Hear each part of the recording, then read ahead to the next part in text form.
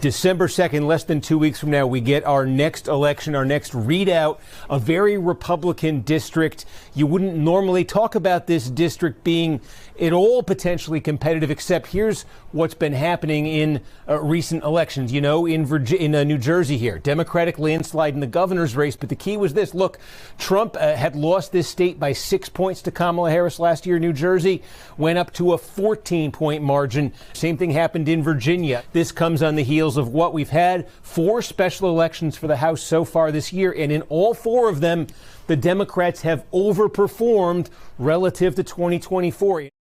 It's Ken Harbaugh with the Midas Touch Network. December 2nd. Mark it down, especially if you live in Tennessee's 7th Congressional District. This is our next test. And I'm going to be honest with you, it is a steep hill to climb. Trump won this district by 22 points in 2024. But the fact that Republicans are now panicking over what is happening here, it's telling. They cannot afford to lose this one. And even if they win, if the margin is single digits, it throws their entire 2026 game plan into chaos. All those redistricting games, they're out the window if it's even close in a district like the Tennessee 7th. But, and there are a lot of caveats here, with the candidate that Dems have running, we actually have a shot. Aftyn Behn is exactly the kind of person we want carrying the torch for us, and she's doing the work. I flew down to the district to talk with her and get a read on the race. Here's our conversation from a bar outside Fort Campbell. I'm here with Aftyn Behn, who is running for Congress in Tennessee's 7th Congressional District. Tell me where we are right now and why it looks so cool. We just did something very cool here. They moved the bottles from the bar, but I imagine you have a favorite Tennessee drink as well. Yeah, I do, of course. I mean, any Tennessee whiskey, the home of Jack Daniels. But so we're in Clarksville, Tennessee right now in the 7th Congressional District. Clarksville is home to Fort Campbell, which straddles the Kentucky-Tennessee border. In Tennessee, politically, it's also our purple county. And so it portends the political fate of this state in a really palpable way. There's lots of voters here that care about what's happening, and we're sitting at the Black Horse Bar, and we just had an event where veterans like you spoke and stumped for me, and I got teary-eyed and cried because I feel so deeply honored in this moment to run for this seat and to represent the people of Tennessee at this moment in time. Can you share with this audience the story you've shared with us about being at the military cemetery? Yeah, so there's a very special sacred place in Clarksville called the Mount Olive Cemetery, and it started as a cemetery for the enslaved. And then over the years, Black infantry members and service members were buried. So it contains around 1,300 Black service members who also served in the first colored troops, but during the Civil War for the Union. And it was so beautiful because I walked up and it kind of sits on a hill, and the ginkgo trees were golden and yellow, and there were 11 American flags billowing in the wind. It was deeply moving, and I think the campaign forces you to just move with such alacrity that you don't pause to just these moments of beauty. And so the colonel who's in charge of the Preservation Society, who every week goes in with a leaf blower, and this is a massive cemetery, goes in and removes the leaves from the graves, looked at me and said, thank you for your service. And I kind of paused and recoiled because I don't look at myself as someone who I haven't been in uniform. I've never served in the military, but what he was referencing was my public service. Yeah. And so for me, I've had a record of community service and public service as a state legislator, but also at my core, I'm a Girl Scout at heart. So it was deeply moving, and the veterans here in Clarksville are just dealing with such compounded crises. Yeah. And I'm just deeply honored to represent them and run for the seat. You talked about having to run quickly. That's always true, but it is especially true in this case. This is a special election. We've got a couple of weeks before the decision is made. How did this come about? And then I want to get into the stakes because they are, it's impossible to overstate how important this is. Yeah. So just some context for listeners. Tennessee is oppressively gerrymandered. I laugh when the Republican supermajority wins districts because it's like Kim Jong-un celebrating an election every time he wins, right? And this seat is the reason it is competitive it is because it's a special election. And so Representative Mark Green, veteran, I'm sure you're familiar with his work, got a payout, took a corporate job, voted for the big ugly bill in July, and skipped town. Thus catalyzing the special election. There was a Republican primary, Democratic primary. I was the only woman running out of 15 men, which I think speaks to this moment that people are really scared, especially women running for office under the polarization and the violence that we're facing. And so the primary was October 7th, and it is now less than 3 weeks before the December 2nd election.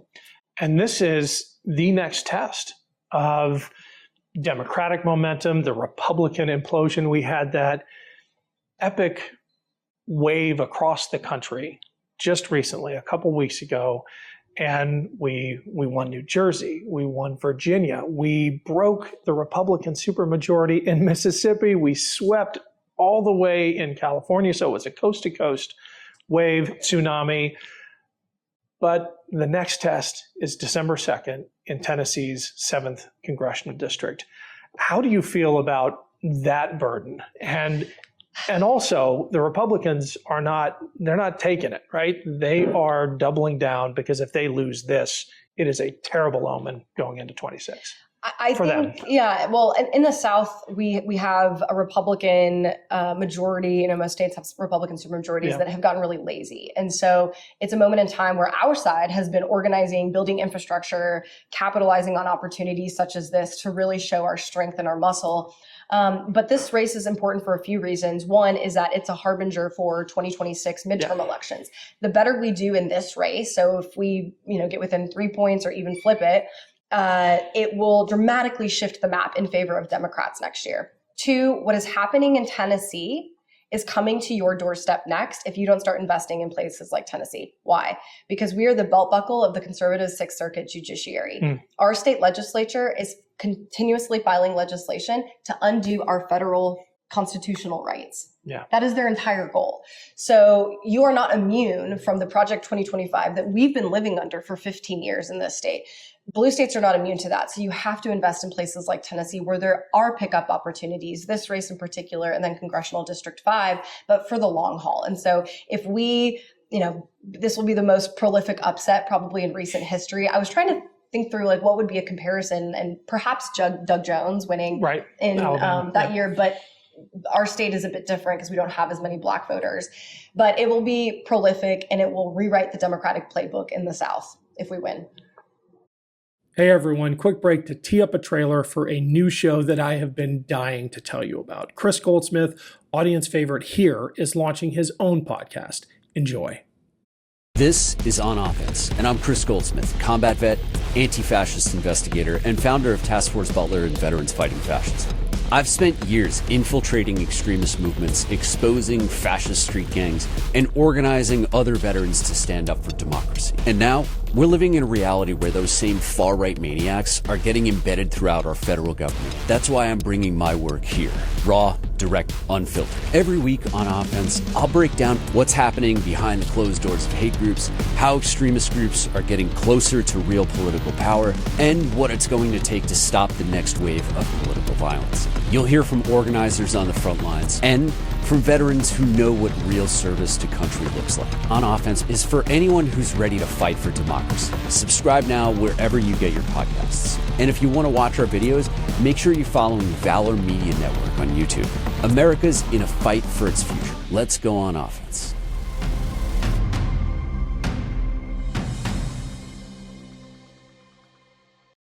There are a few states that have really been held up as laboratories for Republican extremism, and Tennessee is one of them. They have tried all manner of things that, they might not even be able to get away with in Ohio, where I'm from, as extreme as it's gone. Can you talk about the Republican playbook in the State House legislature in Tennessee, how it is foreshadowing what Project 2025 proposes for the whole country. I mean, they are rolling back the clock for everybody except dudes who look like me. Yeah, I will answer this in the realm of the First Amendment. They passed a bill to basically prevent my ability to talk about reproductive access resources, which was a litmus test for their ability to restrict our First Amendment right. Yep. I filed a lawsuit against the state of Tennessee and won in the conservative Sixth Circuit with a Bush appointee, because the First Amendment right is one that is tried and true. Yep. And concurrently, they passed a bill to limit our ability to record elected officials acting in their own capacity. So if someone is like ICE or a police officer or an elected official is conducting business, you're not allowed to record them within 25 feet, which is also illegal. So they're passing lawsuits, not laws. And the goal, as I said, is to undo any federal protections. But it feels suffocating living here. I can't articulate it enough. I mean, 60% of our healthcare facilities don't have maternal care. We have the highest maternal mortality rate in the country. We have kids sleeping on the floor of DCS being sent out of state and their parents have no idea where they are. We have the affordability crisis. We have the highest cost of inflationary cost of groceries in the country. And this is about this election is a referendum on the affordability crisis and the fact that the federal and our state administration has not delivered on their promises to keep costs down. The Republicans see this as a success story. All of the things you just listed are things that behind closed doors they would probably be proud of, because it says that their agenda is, well, if it's not working for people, at least it's being turned into law. It's certainly a list of priorities that they have, but the way it is actualizing in a state like Tennessee is, I mean, it feels violent. I mean, their policies feel violent, and it is government overreach at best. I mean, we have cities like Clarksville, Memphis, Nashville that will pass legislation that will, to mitigate the gun violence epidemic, to lower cost, to increase wages. And the state government says, no, you can't do that. And now we're seeing even federal overreach of that, right? So it's at a moment in time where they have lost all credibility in this realm of small government. Government is I want the government off of my body and out of my bedroom, and that is not what's happening in Tennessee. Talk about the disenfranchisement at the state house itself, with elected Democrats being, denied the ability to speak, with those supporting those elected Democrats being shut out of the state house. It is almost as if they have lost faith in democracy itself. I would claim that Tennessee is an electoral autocracy. It's not a democracy anymore, and it hasn't been for quite some time. They really reached the zenith this legislative session when they, part of our rules package for the House, 3 strikes, and on the 3rd strike, you as a legislator are removed to a penalty box where you get to vote by a button remotely. So truly just paternalism at best, but they don't want dissonance. They don't want dissent. And dissent is I ask every candidate and every elected this. Sorry if I'm surprising you with it, but I feel pretty good that you're going to have thought about it already.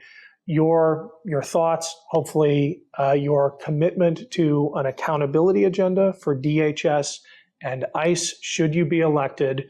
Would you support the kind of J6 style or even Warren style commission to investigate what ICE is doing and hold people accountable, from the secretary on down to that ICE officer who has taken the signing bonus just to beat up on brown people? Yeah, so I would love to elaborate via what happened in Nashville, a story. Okay. So in May, we had an unprecedented ICE operation where clandestinely ICE worked with our state highway patrol officers, and unbeknownst to state legislators, because they stopped responding to our emails, worked with highway patrol. Highway patrol pulled over almost 360 brown people. ICE followed them, pulled them out of their cars, and I witnessed this. I witnessed it because I'm a state legislator, and I heard that they were in my district and my constituents, and it just so happened that the month before, I had been knocking doors in the most Hispanic part of my district, in my state house district, and asking them, what concerns you? And they said, one, we don't feel like our elected officials are doing enough. And two, racial profiling is our number one concern. And so all of this manifested via this incident in May. And so I, went out to monitor the comings and goings of ICE. I recorded a video that I posted, and Representative Andy Ogles called for my arrest. The Department of Homeland Security then retweeted the video and called for the elected officials to be arrested. The following Sunday, I was in my legislative office, and I get a knock at the door from the security officer, and he says, someone in a ski mask and gloves tried to follow you into the building. They weren't able to get in, but I need to escort you back to your car for safety. I had to get a federal criminal defense attorney who told me, do not set foot at your legislative office, do not set foot at a federal building, because Kilmar Abrego Garcia's trial was going on in downtown Nashville, which is also in my district. And so it is one of, and I tell this story because I've witnessed this firsthand, the overreach. And I don't think there should be any unchecked federal power that is operating clandestinely and with masks. Great. Aftyn Behn, where can people learn more about your campaign, and when is Election Day? Yeah, Election Day is December 2nd. Early voting starts now, November 12th through the 26th. 60% of Democrats in the state of Tennessee vote early. And this will have, major consequences across the country. And I'm deeply honored to run for it. My campaign mantra is feeding kids, fixing roads, funding hospitals, public infrastructure, caring for kids. And I can't wait to go out and win this December 2nd. Great talking to you. Let's have a drink. Okay, great.